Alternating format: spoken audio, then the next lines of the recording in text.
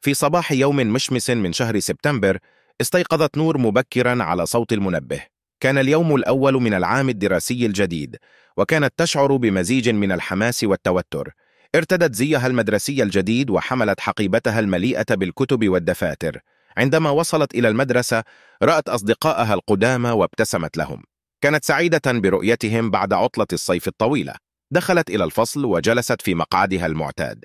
بعد قليل دخلت المعلمة الجديدة السيدة سالمة، وبدأت بتقديم نفسها للطلاب. خلال الحصة الأولى طلبت المعلمة من الطلاب أن يكتبوا عن مغامراتهم خلال العطلة الصيفية. بدأت نور تكتب عن رحلتها إلى الجبال مع عائلتها، وكيف تسلقت الجبال لأول مرة وشعرت بالفخر والشجاعة.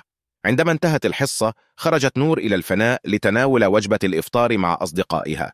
كانوا يتحدثون ويضحكون ويتبادلون القصص عن عطلتهم.